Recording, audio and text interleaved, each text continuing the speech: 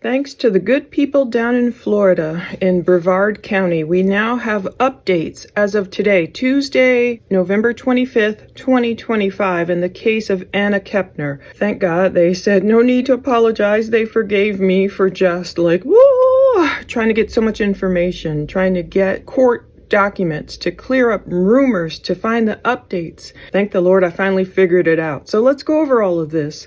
We are talking about the case of Anna Kepner. Anna was found November 7th, 2025 in cabin 8341. I'll show you, we'll talk about how I believe I'm confirming that was the actual Carnival Horizon cruise cabin, the stateroom, whatever you want to call it, for those of you who have been on cruises, love cruising. I've only been on one. We're going to talk about the guest's letter that they got and why I think they got it. There's so much going on, I have to organize this.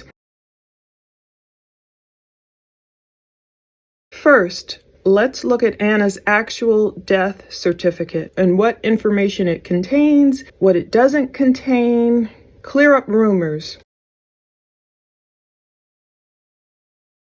Number two, let's talk about when Carnival issued this official passenger advisory letter. And now I know why there are no photos or videos that I've seen of Anna being removed from that room, 8341. Notice we haven't seen any FBI agents entering that room, you know, the commotion in the hallway, and now I realize why. We've only seen videos, and I haven't played the one, but there's videos outside the Carnival Horizon cruise ship as they're removing her in the black bag and putting her into the van. We don't see anything like that on the Carnival cruise ship, and I think this letter from Carnival lets us know why. Number three, I want to talk about Anna's sleeping arrangements at home and on the Carnival Horizon cruise ship. What was the dynamic there? What did it play into in this blended family? I want to talk about an updated timeline. The fact that after Anna wasn't feeling well because her braces were hurting or giving her pain, she went back to the cabin, but now we've learned recently from her grandma, Anna got dressed up, came back out, and even played in the casino with Grandma, and why this story checks out, despite some viewers casting doubt on Grandma's story about the casino. Number four, who screaming did this TikToker's sister hear? She was on the same ship, on the same floor. I believe her when she wrote it was cabin number 8341 that had a body with no life in it. We've looked at this video before, but we will look at it again. And note, the date of the video is November 7th.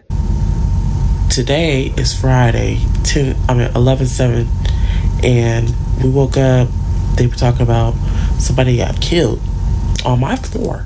Okay, please note that while her TikTok video is dated November 8th, when she speaks, she tells us she's filming the video on Friday, November 7th. Presumably, of course, after Anna was declared dead at 11:17 a.m. that Friday. And as this TikToker, all the links are below to all my sources, as this TikToker describes wanting to leave her cabin after hearing that someone had lost their life, and she spoke with her sister and how her sister told her someone was screaming.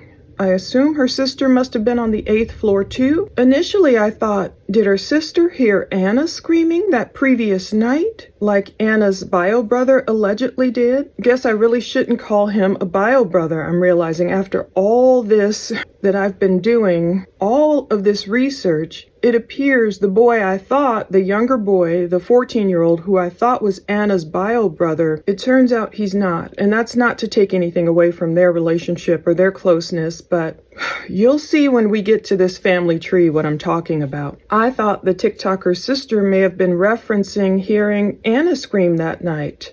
But now, after the grandma's interviews have aired on ABC, I believe she may have been hearing the grandmother screaming. We'll talk more about that. Number five, I really want to talk about TH. That's what I'm calling this alleged, accused 16-year-old stepbrother of Anna, who I will just call TH. I won't name him. I haven't found court docs on him. As of this recording, I haven't found him charged with anything.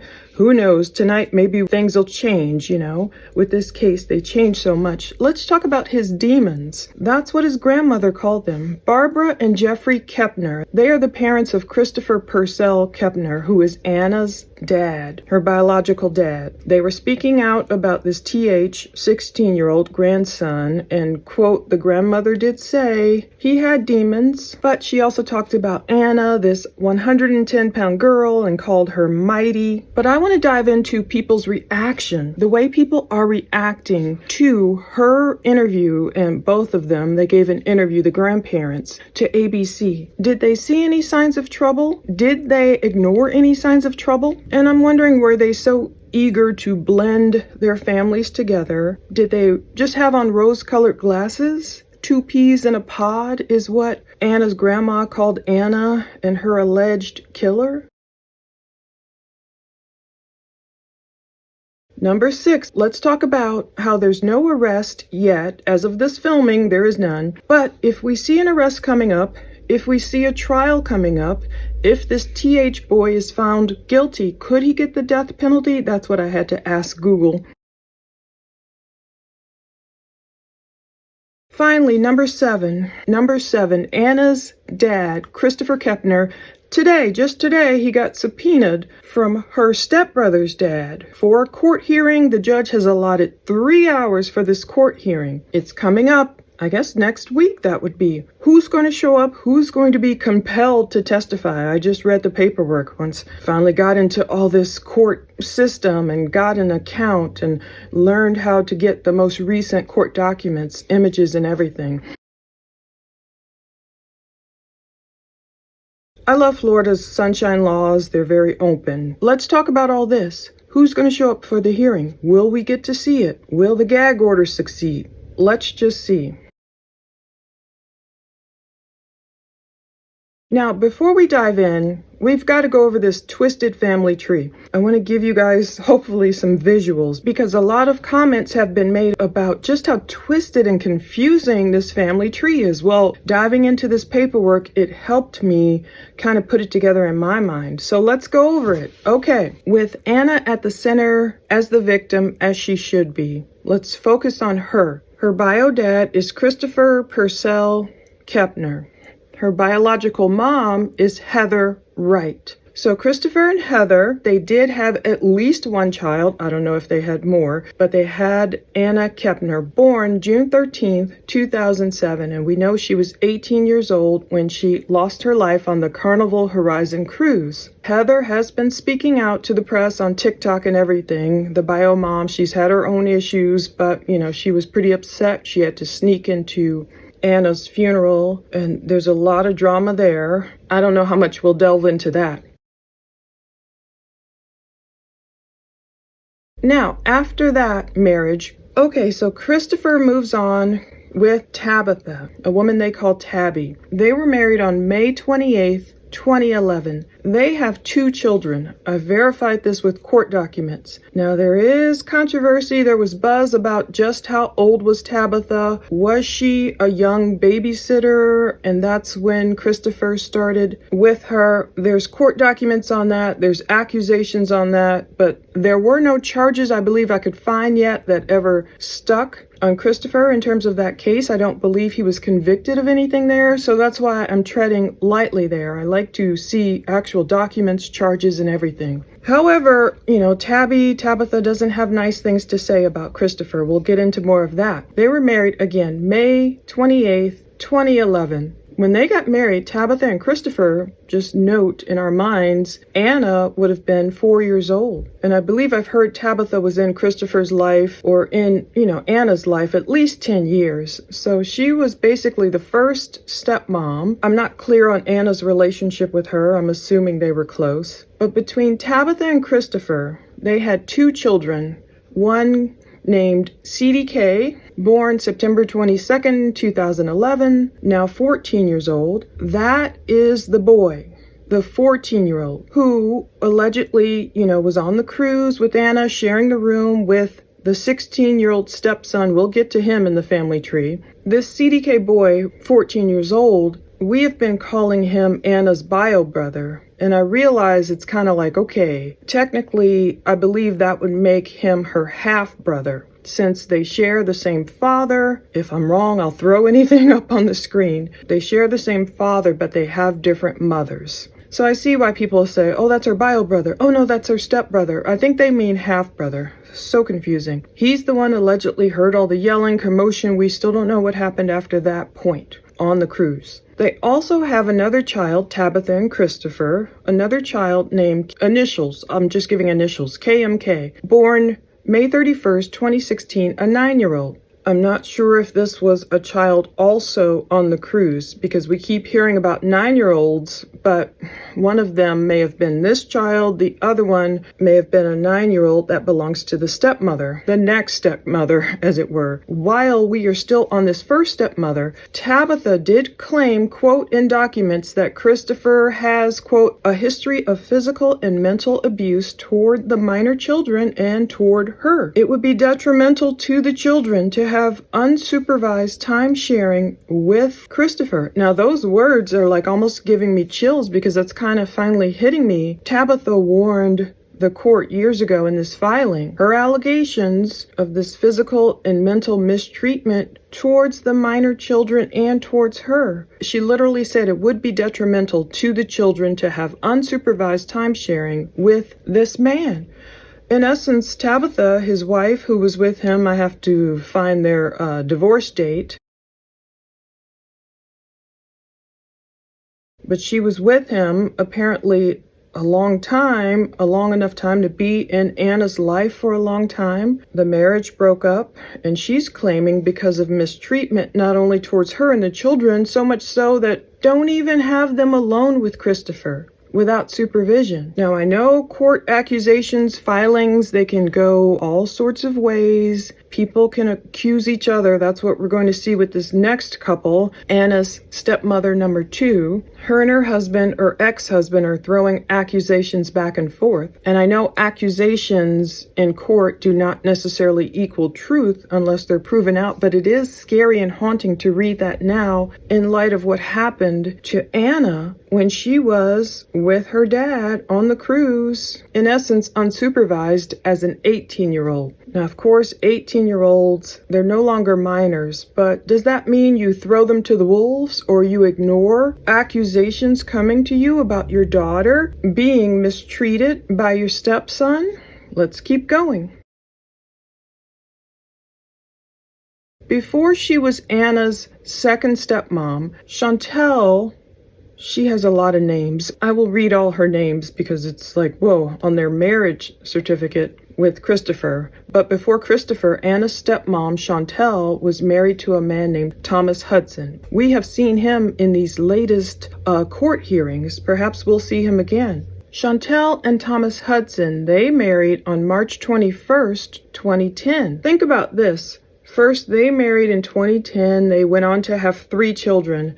And over here, I don't even know if these couples knew each other. Tabitha and Christopher are already over here marrying the next year in 2011 and going on to have 2 children. But prior to all this happening, Anna was like the first child being born in this whole family tree that I'm presenting. Now, I don't know if Christopher and Heather had any other children, but there's a lot of children here. That's why it's like, whoa.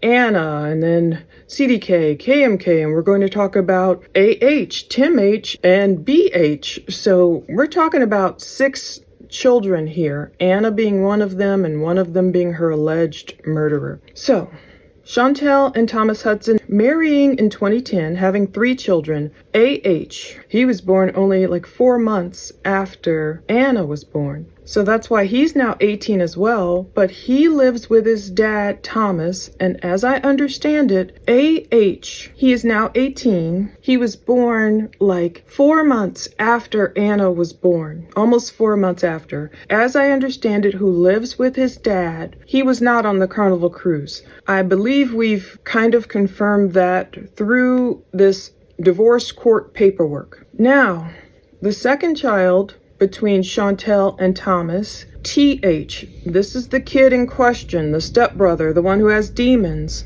The one who allegedly carried around knives and sneaked in Anna's room, as it were, we'll talk about that, at her home and got on top of her. That's the kid at the center of this. That's the kid whose name I need to put in this Brevard County court system every day, even though he may not appear again because he's a juvenile. I don't know if they'll end up charging him as an adult or if he'll even be in this county, maybe in a different county in Florida, maybe Miami down there. We will see. It's so complex. He was born October 19th, 2009. He is now 16 years old. And then we have a little girl, BH. She was born December 9th, 2016. She's now 9 years old. As I understand it, she was on the cruise, I believe. Now, her biological mom, again, is Chantel. Her bio dad is Thomas, who's fighting against Chantel in court. But I believe this little 9-year-old girl may have been with Chantel and Christopher in their room. Those are the 3 children of Chantel and Thomas. Their court case, even though they're divorced, their court case is heating up, all because it involves this biological 16-year-old boy who any day now, any minute now, might be charged with what? Felony 1 murder? Who knows what the charge will be. Now, I did find this information, which is true, about they call him child number 2. I won't give his full legal name, but his initials are TMH. He was born in Spring Hill, Florida. His date of birth, again, was October 19th, 2009. He's a male, and they list his different residences in Florida back then. We have Chantel's, I've been calling her Chantil, I think. We have Chantel's prior marriages. We have Christopher's prior marriages.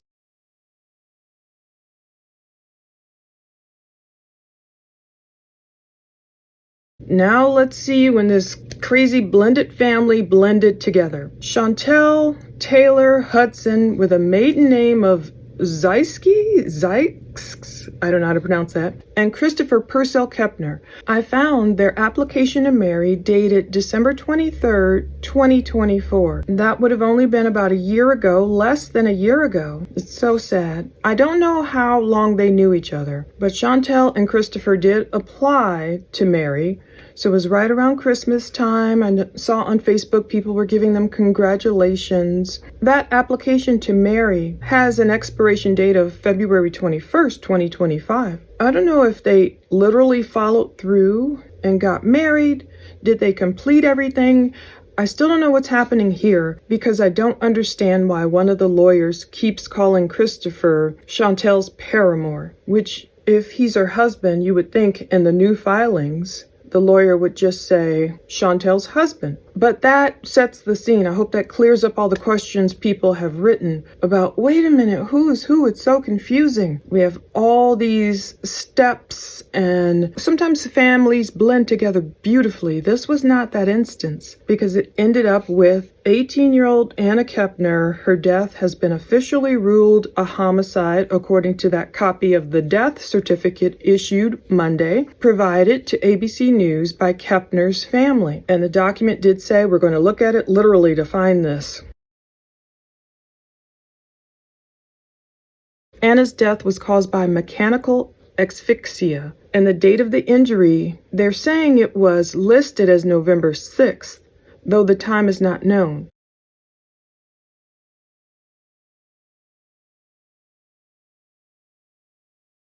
It says the teenager was mechanically asphyxiated by other persons. Now, I don't know if ABC News has a more updated certificate than this one. I don't know if ABC News has a different death certificate than the one that Fox News has published. It says State of Florida Bureau of Vital Statistics, certification of death, state file number, name, Anna Marie Kepner. It was issued today, November 25th, 2025, but it was filed November 14th, 2025. Date of death here says November 7th, 2025, and shows her date of birth, June 13th, 2007, 18 years old, female, Titusville, Florida. Place where death occurred, cruise ship. Facility name, aboard Carnival Cruise. Location of death, it still says unknown, Miami-Dade County. It has her residence, of course, it's all blocked out. Brevard County.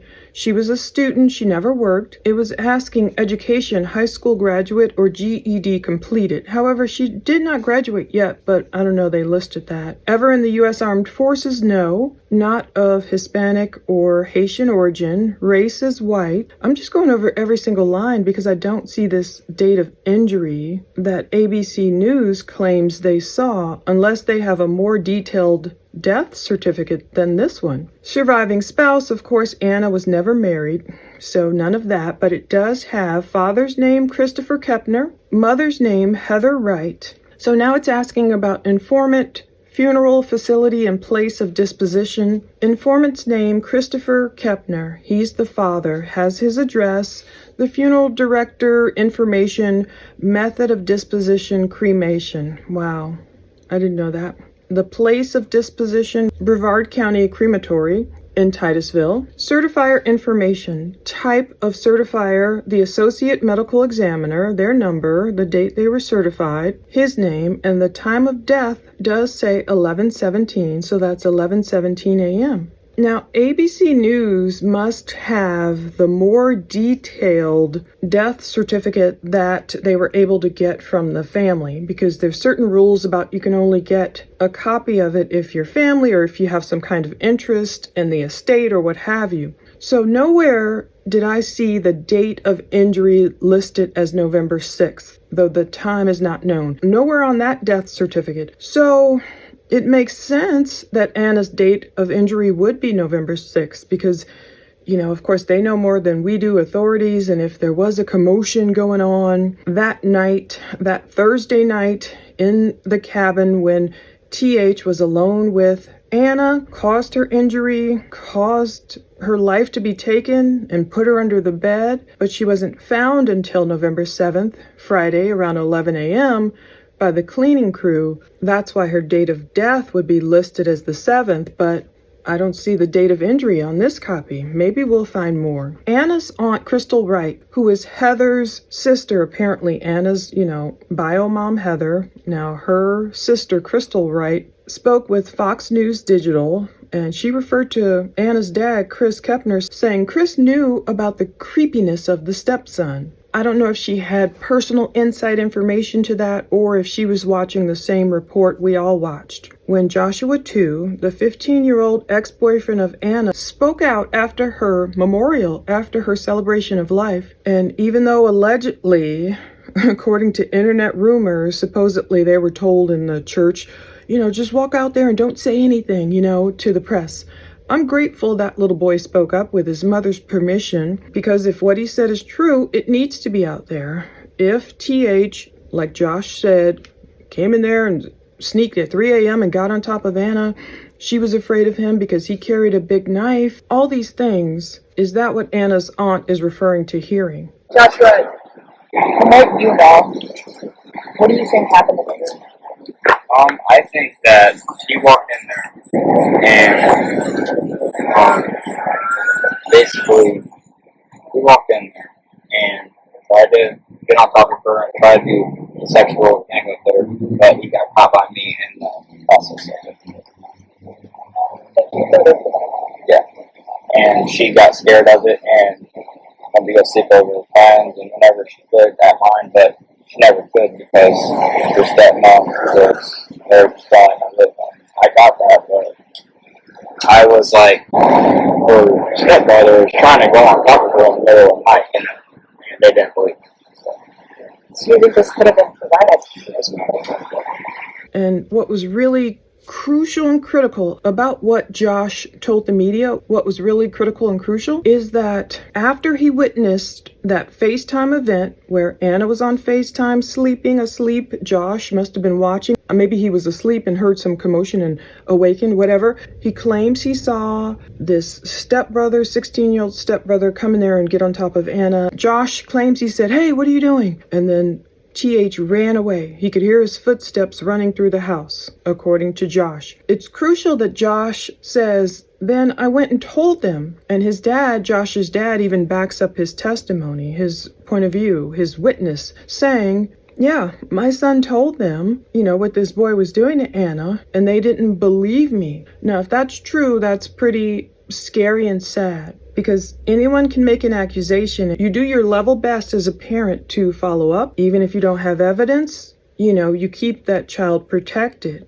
If you think this 16-year-old boy has designs on his 18-year-old stepsister, if you have any a whiff of that kind of thing going on and any fears Anna may have had, even if she didn't speak them out, but maybe displayed some type of fear, you don't then say, yes, I'm going to take them on a cruise and put all these teenagers in the room together. There's a lot of controversy about that. We'll talk more about that. So much more. Generally, there are allowances. If you actually Google the rules, Carnival has certain allowances for, teens to be in a room together, and as long as they're adults, and there's all these specific rules. Generally, maybe it would not have been a bad thing if there was no danger presented or no history of anything. Putting Anna in there with a boy who had demons, as his grandmother said. Let's keep going. We'll get to the point where Anna's stepbrother said he doesn't remember what happened in that Carnival Horizon room. And I'm thinking, did he black out with rage or alcohol or even demonic possession? It happens a lot in these crime cases. Now, I know people think it's a lot of hooey. Everybody's just like, oh, I don't remember what happened, because they don't want to admit to what they really did. The issue is, as I understand it, if there was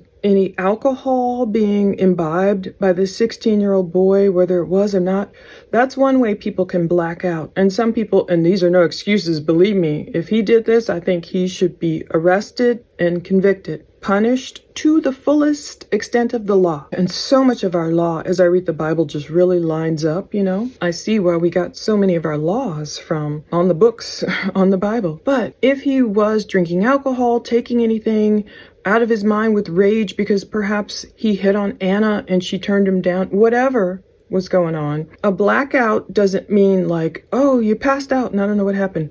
A blackout can mean a person does get so drunk, or they get whatever sometimes, so filled with rage, they do perform evil acts and they might not remember afterwards. But of course, a lot of people use that as an excuse. Is he going for a not guilty by reason of insanity verdict or plea? We'll see. Finally, this ABC News and article and interview published yesterday, November 24th, 2025, told us a lot about this 16-year-old boy. And even Anna's Meemaw and Peepaw, people have mixed feelings. I'm just giving them the benefit of the doubt. I don't know what they knew. Grandfather Jeffrey Kepner had said, we were looking forward to seeing her grow. And of course, they have feelings about the stepbrother too. I mean, that's their son's 16-year-old boy. They'll have feelings about loving him. They'll have feelings about loving Anna. Maybe they feel conflicted. They spoke out in this ABC News exclusive interview, and that's the first time we could confirm that these grandparents were indeed on the cruise ship with Anna. Initially, we weren't sure because we saw Anna's previous cruises with her grandparents. And so we didn't know, okay, who came on the cruise this time? So they're saying it started out as a dream vacation, and it's saying it soon thrust the tight-knit, blended family into shock and anguish when Anna was discovered not alive anymore. And they couldn't believe it was her stepbrother that did it. So Barbara Kepner, the grandmother, Anna's grandma, Christopher's mom, said, we were all having a great time. I couldn't fathom why anyone would want to hurt my baby. So already she's saying, Anna's like my little baby. Maybe she couldn't fathom. I don't know, grandparents generally are kind of removed. Some people keep claiming Anna lived with her grandparents. I haven't found evidence of that. As far as I know, Anna lived in this house. Of course, I won't give the address, but to me, it sounds like her sleeping conditions weren't ideal. She wasn't protected, and she didn't even want to sleep there, according to her ex, Josh. She was always looking to stay somewhere else, and that can be one red flag if a person is like never wanting to stay at home. And it's a gorgeous home. When we look at it, it's a gorgeous home. But I thought today, how sad. Look at this beautiful Floridian home. I wonder if it has a Florida room. Maybe. This gorgeous home, but you don't even want to stay there because this evil stepbrother is bothering you. So, of course, the grandparents are saying Anna had her whole life ahead of her. She was an independent and mighty young woman. She was ready to graduate high school in May. She wanted to join the Navy, but all those plans went awry. All those plans did not happen. It says Anna's body was found on this Carnival Horizon where Anna and 8 other family members were on holiday, on vacation. They're saying Anna and 8 other family members were on holiday. That should be 9 members of this blended family together on vacation on the boat, trying to make memories. Maybe these grandparents paid for the cruise. I have no idea who paid for it. People are like, why couldn't they get Anna her own cabin? Or I know it gets expensive getting separate cabins, but still. So let's count the 9 people if we can. There was Anna, Meemaw, Peepaw, the grandparents, Christopher, her bio dad, Chantel, her second stepmom, the 16-year-old stepbrother accused of harming Anna, the 14-year-old boy who may have heard stuff going down, and then just 2 younger kids, just those 2. Not the other 18-year-old boy who was back home with his dad. So if I have my count right, that's everyone that was on the cruise. A lot of people on the cruise together. Did the grandparents have one cabin and Chantel and Christopher have another cabin with, those 2 younger kids in that cabin with them? Anna with the 16-year-old boy and the 14-year-old boy? Did the entire family, separate into 3 cabins? And was that their biggest mistake? There's talk online, I read comments from people who claim they know more. Some girl was going off like, oh, Anna didn't even really want to go on this cruise. And you don't know who's, LARPing, like live action role playing or creating true crime fan fiction and those who really know the person. So I will really distinguish between when I'm reading court documents and what official documents I found and just comments from online. So we know it was a homicide. We know it was that arm across the neck. Anna's grandpa said, yeah, we were looking forward to seeing her grow. The cruise itself wasn't what made me excited. It was the fact that I was going to get to spend another week with my youngest son and his family and all the grandkids. I don't blame him. As a grandpa or even as a grandmom, I would love to, one day, if and when I become a grandma, have my kids and husband and all of us and, their kids all together on a ship. And then, you meet for dinner or you meet for this event. It sounds like a lovely plan. It just really went awry. These attempts at blended family bliss, was it really blindfolded to Anna's abuse? They want it to sound like a really great blended family. No such thing as steps, but I don't know if red flags were just hidden or ignored. Now it says the Kepners, they're talking about the grandparents, their son, Christopher, his 3 children, including Anna, his new wife, and her children from a previous marriage. Now only 2 of her children, because that would be Meemaw, Peepaw, Christopher, his 3 children, including Anna, his new wife, Chantel, her children, only 2 of them from a previous marriage took the trip together. So it looks like we're right. That oldest 18-year-old boy, Chantel's oldest 18-year-old boy, back home with Thomas, back with his dad. They took the trip together. So it was supposed to be a new tradition they were looking forward to keeping. That's what Jeffrey, the grandpa, said. The 3 generations had 3 staterooms on the ship. So my guesses there were right.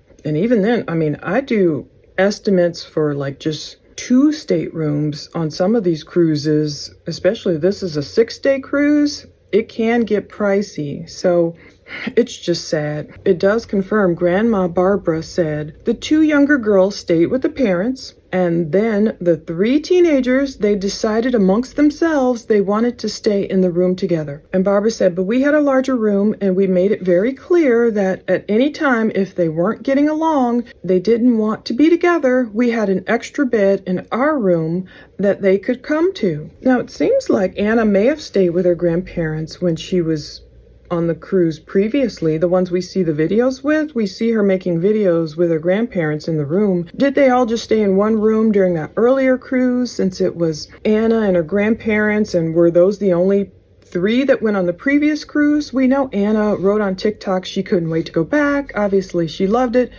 Some people hate cruising. Some people feel like they're trapped or whatever. It's a floating petri dish or dangerous or whatever. And unfortunately, it was for Anna. Some people love it. I loved being on a cruise ship. You can go eat, you can, hang out with friends, family, whatever, and not worry about driving anywhere or flying. I'm not a big person to get on planes. these grandparents are painting a picture of a happy group. And it feels like her grandma is trying to say, Monday morning quarterbacking, of course, she's trying to say, look, we had a big room. We had an extra bed. We told those teens if anybody's not getting along, but she's saying they decided amongst themselves they wanted to stay there. Normally, it would be fine. I see people arguing back and forth in different comments like, oh, whatever, let a teen girl stay with teen boys. Well, I'm sure that's a very common thing to do, probably. Maybe not in blended families who just perhaps met each other less than a year ago. I don't know when Chantel and Christopher met each other. That's a big point of contention, too. If they just met less than a year ago or, about a year ago or whenever, I heard perhaps it could have been 2 years ago. Or did he just meet her like last summer, this woman? And was Chantel like, oh, yeah, nice house. Let me move all my kids in and displace Anna and start ruling over the roost? I don't know. I'm just guessing. You can tell. I'm trying to have sympathy for people, of course, who have lost their Anna, but it butts up against me kind of feeling angry that Anna just wasn't protected.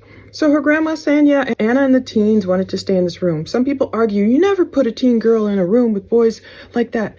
Other people are saying, yes, we do that. If it's a family, I guess, that gets along, there's no criminal activity happening, no one being assaulted, perhaps it could go well. Or some people are saying they were trying to turn Anna basically into the parent. She's the 18-year-old, she's the responsible one in the room, watch out for the 16 and the 14-year-old.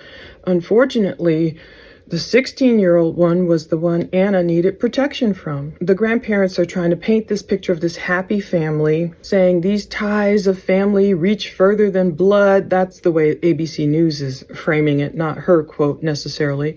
But she did say there's no such thing as steps for siblings. Yeah, there is. I'm sorry. I totally understand and agree with the logic that some people don't even like the term step. Like, for example, Jada Pinkett Smith, when she married Will Smith, he already had his son, Trey, from his former marriage. I love the way Jada welcomed Trey into their life. She didn't try and keep him away or say, oh, whatever, that's just my stepson. She called him, that's my bonus son. I mean, I love that kind of welcoming.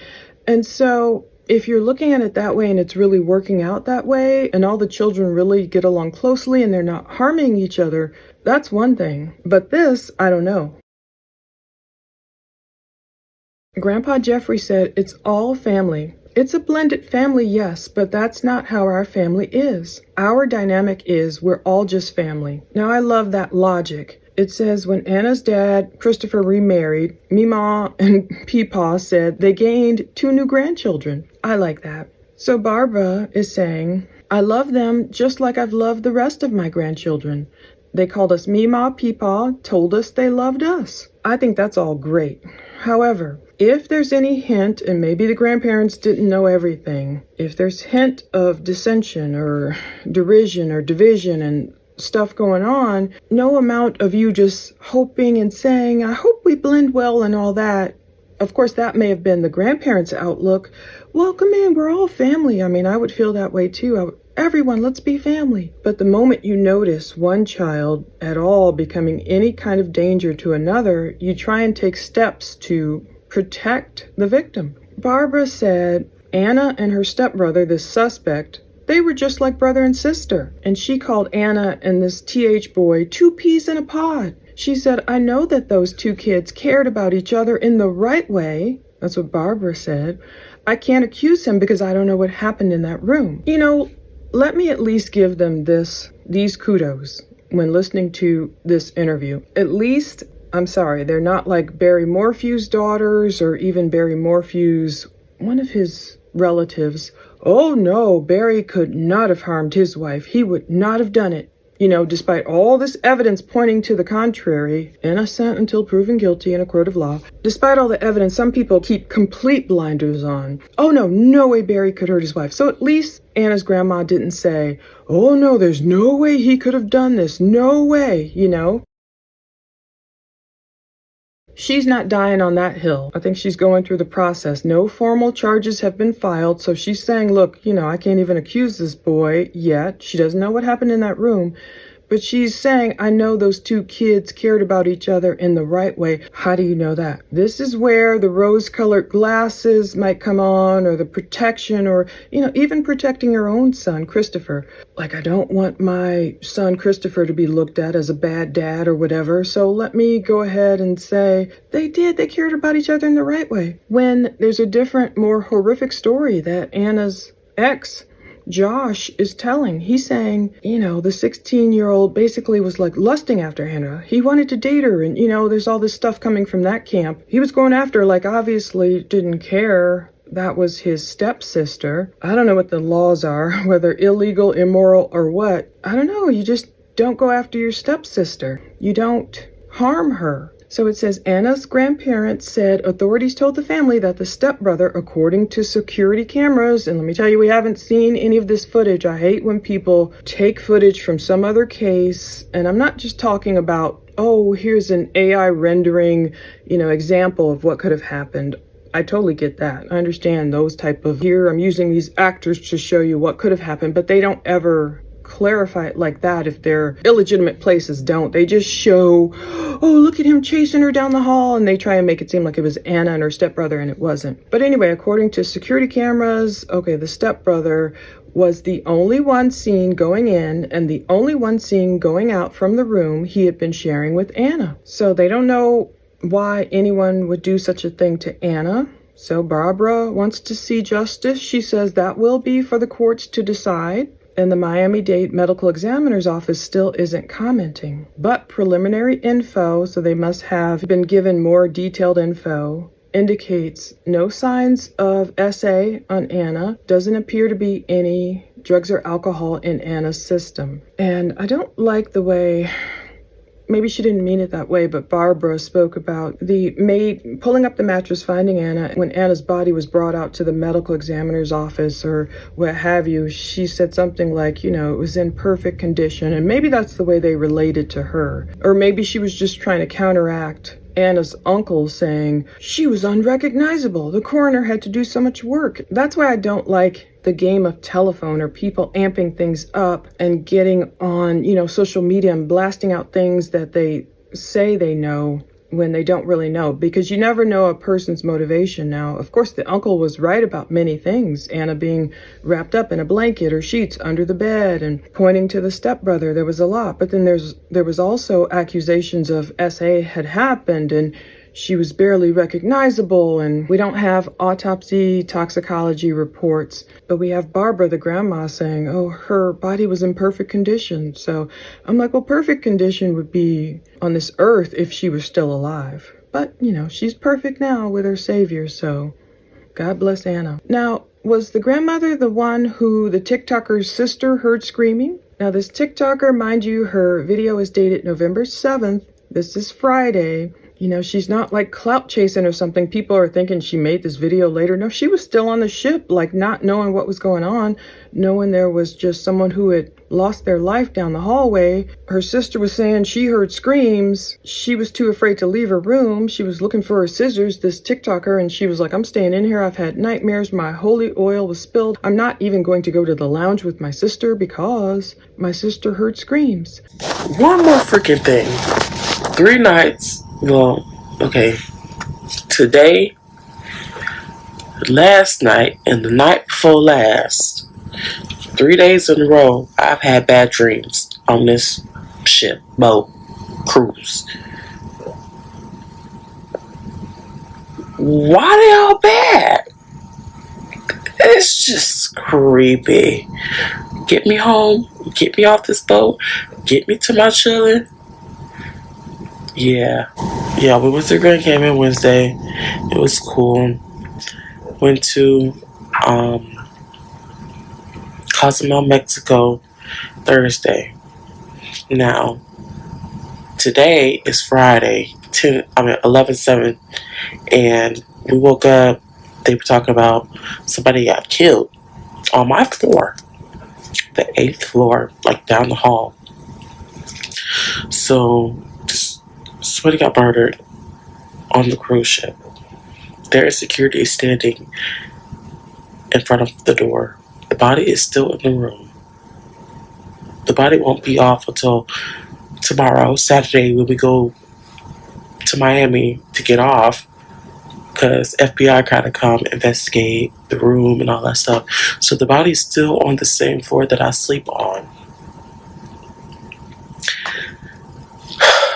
I came here, went to sleep, woke up out of my sleep having a bad dream that someone was trying to stab me in my sleep. So now I'm just up, but then I was like, okay, I'm going to go see what they got going on at the lounge or whatever. I texted my sister to see where she was. She said somebody's screaming for help. I said, oh, no. Oh, no. No. I'm not leaving my room. I got some scissors in my makeup bag I'm finna get. And when I say I'm finna hold them close, man, these people, it's creepy. Creepy and weird as freak. How the freak? Like, why, how, what? Someone gets killed, gets murdered. Well, I ain't even gonna say murdered, but she dead. In the room. And if it has to be an investigation, that means she got murdered. Right? It's not like it was a health issue. Oh, mind you, earlier today, they had a medical emergency. They said the room number and everything on the, intercom. Just creepy. Now I'm just up. And yeah, it's just creepy and weird. I'm sleeping on the floor.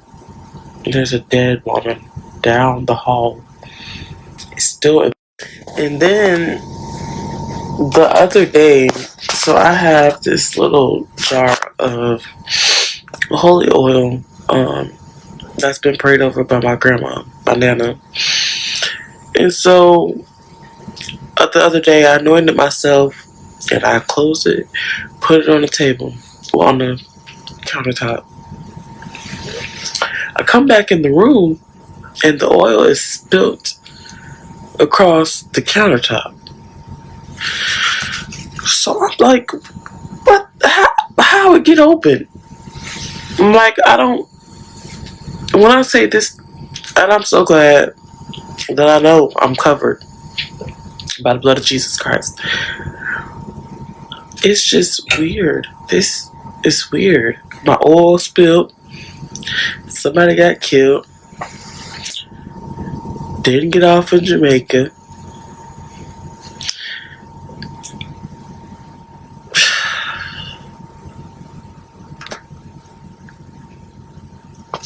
Don't know. Just Now that reminded me when I saw Barbara tell ABC I couldn't stop screaming. This is after she found out what happened to Anna. So now they talked to Barbara about the last time they saw Anna alive. Anna's dental braces had been bothering her at dinner. So now we finally found out, oh, that's what was wrong with her. It's funny how the mind can make leaps. Just last night I was watching someone being interviewed and it's like, oh yeah, I see they said Anna didn't feel well. And just so resolutely, this one guy said, yeah, her stomach hurt. It's like he automatically heard Anna didn't feel well. So he automatically just went to, okay, her stomach hurt, but we don't have evidence of that. But Grandma is saying Anna's braces bothered her.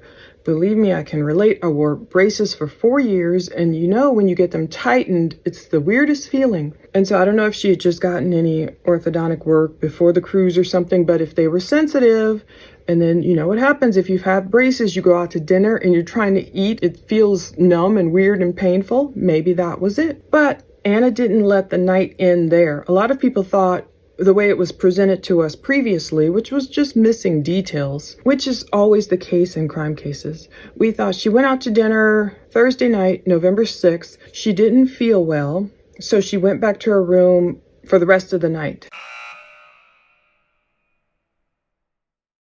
Now it makes sense. She didn't stay in the room the rest of the night. Barbara said, Anna just said, Mima, I think I'm going to go back to my room for a little bit. I don't feel well. And she must have felt better because she got dressed up and she came down. We were playing in the casino and she sat down and she played $20 and she didn't win anything. And she said, Mima, I love you guys. I'll see you later. So she'd pop in and out to check in with us, and we never saw her again after that. So now we know the last time they saw Anna, according to them, because people were like, wait, if she left dinner early, she didn't feel good, why didn't anyone go check on Anna? Well, we saw, she got better, she got dressed up, she visited them in the casino. Now, of course, people are commenting about that. Some people were like, oh, that grandma's lying. 18-year-olds can't go to the casino. They have to be 21. Maybe they're thinking of Vegas or different rules. So I had to ask, can teenagers gamble on the Carnival Horizon cruise? Well, I looked it up. The minimum age to gamble in a Carnival casino, including on the Carnival Horizon, is 18 years old. So they have to be 18 or older to play the table games and the slot machines. Of course, Carnival wants to get them young. Those under 18 are not permitted in the casino at any time. Now, notably, it says age for gambling, 18 years old. Age for alcohol, 21 years old. And no guests under 18 are allowed in the casino, even with an adult. So Anna, having just turned 18, she probably felt like, oh, I'm a big girl. I can literally go in this casino. And so the 16-year-old, 14-year-old, none of the other kids could go with her. So it might have felt like that's why she rallied. She probably didn't want to be in that stateroom, like a sitting duck almost, So she got dressed up and she went out and she hung out with her grandparents. She even gambled $20. She didn't win, and maybe she was just popping all around. So that explains why no one checked on Anna after leaving dinner, because she was already popping in and out. But the next morning, that's when Grandpa Jeffrey said he was up there buying bingo cards. They like to be in the casino, I see. A lot of older people tend to. But that's when the medical alert blared over the loudspeakers and he heard that room number. Now, he didn't say it with ABC. I wanted him to confirm, like the TikToker says, it was 8341. And that'll be in relation to this letter we're going to read at the end that Carnival gave the 8th floor guests. It was nearby that room, but I wish someone would confirm that too. And I'm sure people will go through pains to not confirm it because, cruises are all about, happy fun, good times. We don't want anyone to remember there was a murder in this room. But Jeffrey heard that room number. He went blank. He said, I was hoping that it was something minor. Instead, what he saw when he walked in haunts him. I still wake up seeing that. I can't imagine walking in there what he saw. Oh, horrible. Anna's body was discovered by the room attendant. Barbara said concealed under the bed. Bruises on the side of Anna's neck, according to the Kepners. So I guess soon thereafter, because we know Christopher came in. When her son, Anna's father, that's Christopher, entered the room, Barbara Kepner said, I guess Christopher walked in the room, quote, all he had to do was look at her and he knew she was gone. Barbara says, and then my husband got there and pulled them out of the room. So I guess Christopher got there first, knew Anna was gone just by looking at her. After that, after Chris came in, is when Jeffrey got there, because they hear this medical emergency announcement, hoping it's something minor. They recognize the room number. Obviously, her family rushes to the room. Jeffrey's pulling them out of the room. As he said, they cannot see what they saw. Then her husband came to tell her what happened, so Jeffrey heads over to his wife, Barbara, to tell her. I guess Barbara wasn't, going to the room. And I wonder, did Barbara hear the medical emergency announcement? And why didn't she go to the room? Maybe she didn't hear it. Maybe she didn't recognize it as Anna's room. But Barbara said, I knew when he walked in the room something was wrong. And all he could say to me was, Anna.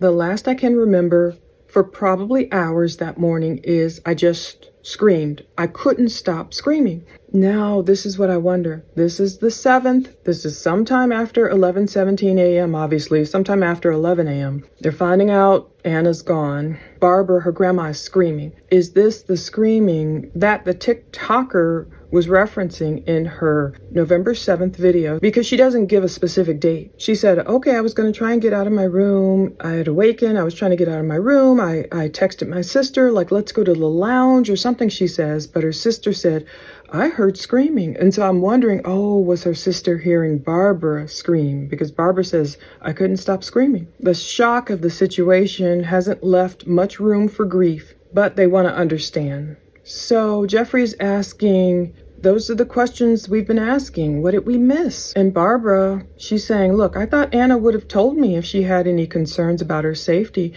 Now, Anna obviously probably had a lot of concerns about her safety, but as we've heard, this 16-year-old boy allegedly threatened Anna. I mean, he was very tall. Even though he's younger than Anna, he was very much taller than her. And if he did carry around a knife, and if he had these demons so-called, we don't know his attitude or anything. If he threatened her, you better not tell anyone, like Josh says the 16-year-old did. You better not tell anyone I came in your room or whatever, tried to get on top of you, or else basically in essence alluding to I'm going to hurt you, which he did, allegedly. But Barbara said, with my grandchildren, I have one rule, and it's the only rule I have with all of them. You be truthful with me, I'll be truthful with you, and we'll figure this out. I get it, we all want open lines of communication. Sometimes it doesn't happen that way. If a person feels threatened, I just wish someone could have gone deeper. Instead of putting the onus on Anna, you better come to me and tell me if anything's happening. I wish, nonverbal clues could have been picked up on. Maybe not by the grandparents, because I don't even know how often they saw Anna. But if they did get a whiff of anything happening, maybe Josh just tried to warn Christopher, like, look, your stepmom's son is going in there trying to get on top of Anna. And then maybe Christopher didn't believe him, and maybe no one else said anything to the grandparents. So I don't know if the grandparents knew anything. But still, instead of trying to put the onus on the victim or the child, we can try and look for clues and offer help. I just wish someone could have gotten in there and said, oh, Anna, what is really going on? Please just tell me, I won't tell anyone. And then kept Anna safe. And then, gotten the TH boy out somewhere, give him treatment or whatever, so he wouldn't have done this. So I'm asking, did TH black out in rage?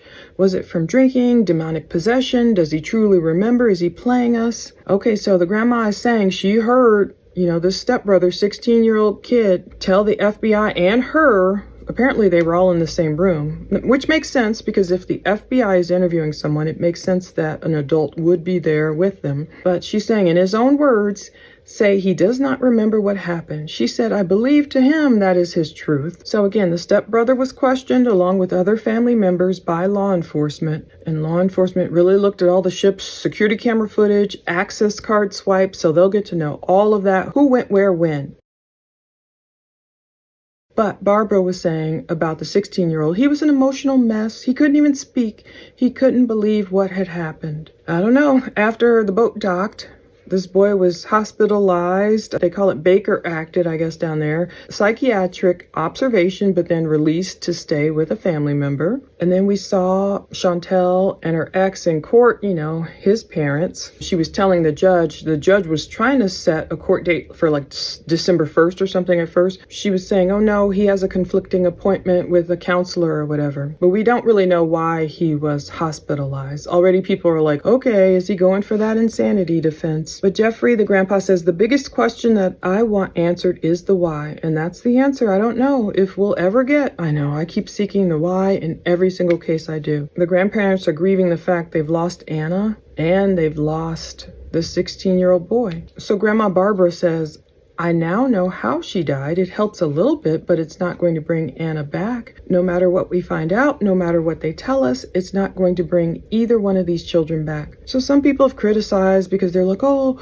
those grandparents don't care. I don't see tears. I won't go that far. I'm not going to read a person that way. More will have to come out in court to say who knew what, who took steps to protect Anna, or who just didn't know what was happening. Now, I do want to find out, did Anna sleep in a converted dining room? This house is beautiful. It sold back in 2021 for almost $300,000. 3-bedroom, 3-bathroom, 1,500 or more square foot house. It looks gorgeous, but from what I'm hearing, it's like, and I see how this could happen. It's only 3 bedrooms, okay? Sadly, it reminded me of how Madeline Soto, and more updates on that case coming too, the 13-year-old, Madeline Soto, the 13-year-old, like he liked to call him, stepdaughter of Stephen Stearns, wasn't his stepdaughter, but he was convicted of taking her life in Florida as well.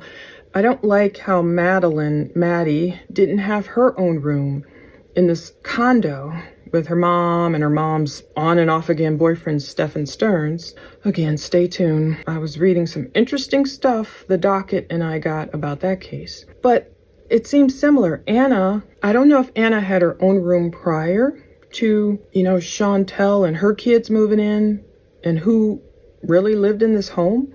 But imagine if you're living in a home with your dad and I don't know who else lived there. All of a sudden, this woman barges in that you don't like, becomes your stepmom. Your dad may not have known her that long. She brings her 3 kids in tow, and then one of them is bothering you, won't leave you alone. And not only that, I don't know if Anna had her own bedroom before then, but I've been reading that Anna had, like, she slept in the dining room, like a converted dining room. That's what her ex-boyfriend said, and she didn't never want to be there. And so I was thinking, as I'm reading the rumors online, just like Madeline Soto's room, there may have been some kind of divider. You know how someone might use a space, great room, whatever, and they just put a divider. You don't have your own space. You don't have a door you can lock. Those things are very important when there's a predator around. Even though he's only 16, he was still predatorial, just like in the cabin. Even if the teenagers, maybe Anna put on a brave face and said, oh, great, okay, fine, we'll share this cabin together, whether she agreed to that or not, or just, went along to get along because she wanted to go on the cruise, perhaps, maybe not. That's tight quarters to be in with your predator. If it's 3 teenagers in a room, indeed, based on what kind of room it is, if it was the one with the balcony, which I believe, I look at the layout plans, going in there, the bathroom is really small. It's cool. You can take a shower, whatever. But then, like getting dressed in that bathroom, and then you come out and you're right there in the bedroom. And imagine if it's this guy who's been bothering you anyway. It just feels like he's waiting for any opportunity to be there and to strike and attack. Now, if TH is guilty, what should his punishment be? I was wondering, Florida doesn't play about the death penalty, but would they do that to a 16-year-old? It says no. A 16-year-old cannot receive the DP in Florida because the U.S. Supreme Court has ruled that the DP for anyone under 18 at the time of the crime is unconstitutional. So I thought, okay, so even if this drags on for years, and let's say he's convicted when he's 21 or whatever, he still allegedly, according to this, can't get the DP because he was under 18 at the time of the crime. It does say, in exceptional cases such as first-degree murder committed by a juvenile, with a prior violent crime conviction, the sentence can be life without parole. But we don't know if he had any prior convictions. The max sentence for a juvenile convicted of a capital felony is life in prison. No, they've banned the DP back in this case in 2005. They call it cruel and unusual punishment for offenders under 18. So a juvenile convicted of a capital felony, they can get life without parole. That's the most severe case. So we shall see. This could fall anywhere. So, Carnival cabin number 8341, which I believe the TikToker, she says that's the room Anna was in. It is close to room 8367 cabin. They're the ones that received this debark early letter. Let me read that to you. Thanks to this Crime Lines site, the link is below. It shows that someone took a picture, November 7th, 2025. The letter is dated on Carnival letterhead. Now, this letter went to stateroom 8367. It says, Dear Carnival Horizon guest, we have made arrangements for you to have priority debarking on tomorrow morning. I don't know why people say on tomorrow morning. It's just tomorrow morning. Authorities will be joining the ship first thing upon arrival to complete an investigation and will be in the area of your hallway. So if you look at I've literally looked at the maps here. So if Anna truly was in 8341, so it's right there. It's like a balcony. I forget what side of the ship that is. I should look. That's the bridge. Is that the aft? I should remember. If she's in 8341 with her stepbrothers, the 8367 people got this letter. 8367.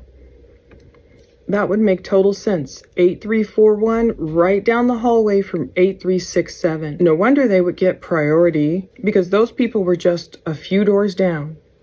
So basically they're saying, look, almost like we're doing you guys a favor. Authorities will be joining the ship first thing upon arrival to complete an investigation and will be in the area of your hallway. Of course, they didn't say a death investigation, but people started finding out because, the TikToker knew. It says it could be noisy and disruptive.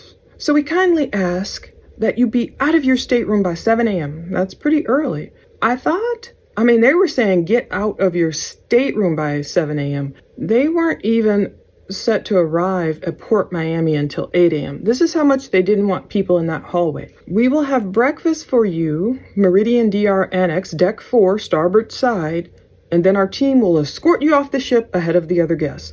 They're making it sound like a benefit to them. And I get it. FBI has their investigation to do. They don't need people traipsing down the hallway, of course. But Carnival is on it like, you guys get out of your stateroom 7 a.m., go eat breakfast, and then get escorted off the ship before everyone else. Obviously, because Carnival, how bad would it be if the TikToker, had leaned outside the room and was like, oh, look at these FBI agents. Oh no, look at them. Who are they removing from the room? We didn't see that kind of footage. Not only to not impede the investigation, of course. I get it, you have to clear people out, and the same reason for caution tape and everything that goes up around a crime. But Carnival's also thinking of marketing. How bad would it look to see a Carnival Cruise hallway with that carpeting and with all the lights and all the pretty stuff, and then to see these investigators going in and out of room 8341 and eventually bringing Anna out like they did, ultimately outside. They can only get so much of a perimeter. And apparently it was delayed. There are screenshots that people did corroborate what this TikToker was saying. That's why I believed her. Another woman on a different cruise ship was saying, oh yeah, I took a picture that same day and we were wondering, why are there 3 police cars down there? So people are corroborating this whole story. But the main thing is, I know Carnival thinking about marketing, trying to keep the crimes on board quiet, not wanting to shout it to the world. I'm not saying the TikToker would have done that anyway. I'm not saying she would have leaned out the hall, but some people, citizen journalists or people who are naturally journalists, would be taking footage of such a horrible event. Room 8341. So, what's next? December 5th, 2025, there's an anticipated 3-hour court hearing. Anna's dad was told, it's a letter dated today, if you fail to appear, you may be held in contempt of court. Like, you are commanded to be here. You are hereby commanded to appear before the Honorable Michelle P. Studstill, December 5th, 9 a.m. So that's Thomas Hudson, that's the dad of the alleged killer, is subpoenaing Chris Kepner, Anna's dad, to testify. Because Thomas was saying in his paperwork, and I'll link to it all below if you haven't read through all that, in his custody battle issues he's had with Chantel, he was spelling it out like, look, Chantel, instead of letting me see my children, Chantel takes the 16-year-old and the younger one off on a cruise with her paramour. Thomas was coming at it in his legal paperwork in a way like, Chantel, damaged this 16-year-old's future, because basically look what happened. He didn't really say, kind of like, too bad what happened to Anna too. But this is all because of their dissolution of marriage case. They're going back and forth over the kids. So we'll see what happens. Now, Chantel is trying to get a gag order. I don't even think they knew. You gotta love Law and Crime. I love Law and Crime. Law and Crime. I always hear it in my head that way now. Law and Crime. Anyway, I love Law and Crime, and thank God somehow they got all the footage. Hopefully they can get more of the footage, and there was a lot of media there already, the judge had mentioned. So hopefully Chantel's gag order doesn't work. All people are going back and forth, whether it's Chantel and her ex were going back and forth accusing the other ones of endangering the kids, or there's all these DV allegations going around. Now we see with Christopher and his cases, like Tabitha has accused him. There's been a lot of accusations here of misuse and abuse on both sides. Sadly, Anna paid with her life. I hope all the remaining children are protected, and I just hope this TH kid, at this point, all he can do is fall on the cross of Christ, tell the truth. If he really doesn't believe anything, if he did, is he on medication? Did he not? Is something impacting him? Was he drunk? Was he on drugs? What the heck was going on? Does he see the error of his ways? And will he just, as I often do say, just enter a guilty plea if you truly are guilty? Fall on the mercy of the court and the Lord. See where it goes. It's sad. I'm just sad that Anna had to pay the price. Psalm 34:18. The Lord is near to the brokenhearted, and he saves those who are crushed in spirit, contrite in heart, truly sorry for their sin. And that's the main thing. If a person commits a crime or whatever people have done wrong, to be contrite is to be truly sorry for your sin. And it's not like, oh, I don't really remember, if you really do remember. Was he a threatening figure? Was he carrying around a knife? Why? What are these demons his grandma alluded to? Does she just mean the fact that he was from a broken home, Has he suffered any mistreatment at the hands of her son, Christopher, that she knows about? What has she been through with Christopher? What's all these allegations? It's all in the court paperwork. I'm linking to everything below. Nobody can sue me. It's all in the court documents. Anyway, I just hate that Anna suffered this way. That's what I hate. I hate to think of how long she suffered or how she felt or how she was even trying to she was probably just trying to make it to graduation and like, I will get out of here. I will serve in the Navy. I will be on with my life. And that's one thing too. Maybe this 16-year-old stepbrother took advantage of her because he knew this might be the only time I have with her. In May, she was ready to like be out of here. Maybe she would have, of course, gone on and been successful, supporting herself and just, I just wish she could have gotten away and been safe. And if her ex truly warned her dad or anyone else, and they didn't take heed to it and they didn't believe it, shame on anyone who did not protect Anna and knew what was going on, but maybe cared about the boy's reputation or didn't feel like, looking into how can we get him treatment or how can we get him out of here or, it's too much trouble to get him out. Whatever. Shame on anyone who just didn't protect Anna. But I hope people are contrite in heart, sorry for their sin, and we will see what happens with this boy. I think this case will be kind of monumental because he's so young and it involved a cruise ship and allegations of warnings and the horror of the crime and it being in international waters. And if they can prove, did the boy really drink anything and who gave it to him? I'm not saying any Carnival Cruise people did. I'm sure they know not to serve minors. And then I'm hearing just speculation, rumors that, oh yeah, he went off and got this psychiatric hold and he didn't get his blood taken until later.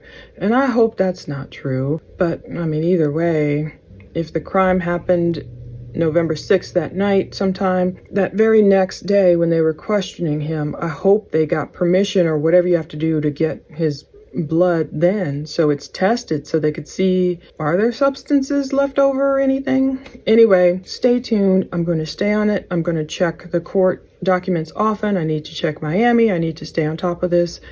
Thank you for watching.